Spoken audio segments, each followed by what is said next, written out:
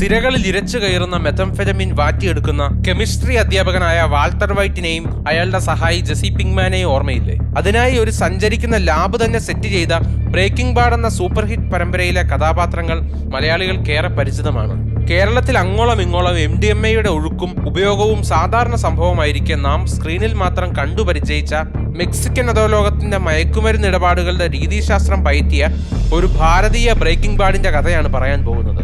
ഈ കഴിഞ്ഞ ഒക്ടോബർ 25-ന് രാജ്യ തലസ്ഥാനമായ ഡൽഹിയോട് ചേർന്ന് കിടക്കുന്ന നോയിഡയിൽ നിന്ന് നാർക്കോട്ടിക് കൺട്രോൾ ബ്യൂറോ പിടികൂടിയത് 95 കിലോ മെത്തംഫെറ്റമിൻ ആണ്. നോയിഡയിൽ നടത്തിയ റെയ്ഡിൽ മെത്ത് വൻതോതിൽ കുക്ക് ചെയ്ത് സൂക്ഷിച്ചിരുന്നത് ഒരു മെക്സിക്കൻ പൗരനായിരുന്നു.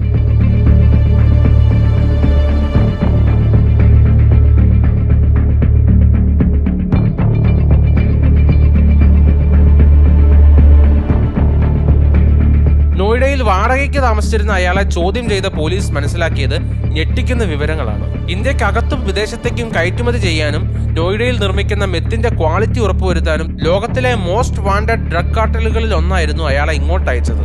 ബ്രേക്കിംഗ് ബാഡിലെ സലമാങ്ക എന്ന മെക്സിക്കൻ ഡ്രഗ് കാർട്ടലിനെ ഓർമ്മയില്ലേ? സലമാങ്കയെ വെല്ലുന്ന മെക്സിക്കൻ ക്രിമിനൽ സിൻഡിക്കേറ്റായ കാർട്ടൽ ഡെ ജലിസ്കോ ന്യൂവേവ ജനറേഷിയോ എന്ന മെക്സിക്കൻ കാർട്ടലിന്റെ നിർദ്ദേശമനുസരിച്ചാണ് ഈ മെത്ത് ലബോറട്ടറി ഇവിടെ പ്രവർത്തിപ്പിച്ചിരുന്നത്. ഈ മയക്കുമരുന്ന് സംഘത്തിന്റെ കഥ തുടങ്ങുന്നത് 2019-ൽ കെറ്റാമിൻ കള്ളക്കടത്തിന് റവന്യൂ ഇന്റലിജൻസിന്റെ പിടിയിലായി തീഹാർ ജയിലിലായ ഒരാൾ ഇവിടുത്തെ ഒരു ജയിൽ വാർഡനെ പരിചയപ്പെടുന്നതിലൂടെയാണ്. ലഹരിക്കടത്തിനും മറ്റുമായി ശിക്ഷിക്കപ്പെട്ട തീഹാർ ജയിലിൽ കഴിയുന്ന കുറ്റവാളികൾ വഴി പല ഡ്രഗ് കാർട്ടലുകളുമായി ജയിലർക്ക് അടുത്ത ബന്ധമുണ്ടായിരുന്നു. താൻ തുടങ്ങാനിരുന്ന ഡ്രഗ് ബിസിനസ്സിൽ പണം ഇൻവെസ്റ്റ് ചെയ്യാൻ പ്രാപ്തിയും താല്പര്യവുമുള്ള ഒരാളെ കാത്തിരിക്കുകയായിരുന്നു സർക്കാർ ശമ്പളം വാങ്ങുന്ന നമ്മുടെ ജയിലർ. അങ്ങനെ ജയിലിനുള്ളിൽ വെച്ച് കെറ്റാമിൻ കച്ചവടക്കാരനും ജയിലറും പുതിയ ലഹരി സ്വപ്നങ്ങൾ നെയ്തെടുത്തു. 2020-ൽ ജയിൽ മോചിതനായതിനു ശേഷം പിന്നെ ഒരു ലാബ് സെറ്റ് ചെയ്യുന്ന ജോലികളിൽ അദ്ദേഹം വ്യാപൃതനായി. 6 മാസം മുമ്പ് നോയിഡയിലെ ലബോറട്ടറി പ്രവർത്തനം ആരംഭിച്ചു.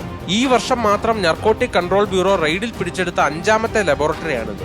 മെത്ത് കൂടാതെ മെഫെഡ്രോൺ പോലെയുള്ള വേറെയും സിന്തറ്റിക് ലഹരി വസ്തുക്കൾ നിർമ്മിച്ച് ഇന്ത്യയിൽ തന്നെ വിൽപ്പന നടത്താനും പുറം രാജ്യങ്ങളിലേക്ക് കയറ്റിവിടാനുമായിരുന്നു നീക്കം. ഖരമായും ദ്രാവക രൂപത്തിലുമാണ് ഇവ സൂക്ഷിച്ചിരുന്നത്. Acetone, sodium hydroxide, methylene chloride, premium grade ethanol, toluene, red phosphorus, ethyl acetate എന്നീ കെമിക്കലുകളും വിദേശത്ത് നിന്ന് പ്രത്യേകം ഇമ്പോർട്ട് ചെയ്ത മെഷീനറിയും പിടിച്ചെടുത്തുവെന്ന് നാർക്കോട്ടിക് കൺട്രോൾ ബ്യൂറോ അറിയിച്ചിട്ടുണ്ട്. ഇൻഡസ്ട്രിയൽ ഏരിയയിൽ സ്ഥിതി ചെയ്യുന്നതിനാൽ മെത്ത് കുക്ക് ചെയ്യുമ്പോൾ ഉണ്ടാകുന്ന പുകയും മാലിന്യവും ആരുടെയും ശ്രദ്ധയിൽപ്പെടുകയുമില്ല. ലോക്കൽ ലോ എൻഫോഴ്സ്മെന്റിന്റെ പരിശോധനയും ഉണ്ടാകില്ല. അമേരിക്കയിലെ ഡ്രഗ് എൻഫോഴ്സ്മെന്റ് അഡ്മിനിസ്ട്രേഷൻ കാർട്ടൽ ഡെ ജലിസ്കോ ന്യൂവേവ ജനറേഷിയോയെ ലോകത്തിലെ ഏറ്റവും അപകടകാരികളായ 5 ക്രിമിനൽ ഓർഗനൈസേഷനുകളുടെ പട്ടികയിൽപ്പെടുത്തിയിട്ടുണ്ട്. എൽമെൻഗോ എന്നറിയപ്പെടുന്ന കാർട്ടലിന്റെ തലവൻ നെമേസിയോ റൂബൻ ഒസൈഗുവാര സെർവാന്റസിന്റെ തലയ്ക്ക് $10 മില്യൺ അമേരിക്ക പ്രഖ്യാപിച്ചിരിക്കുന്നത്.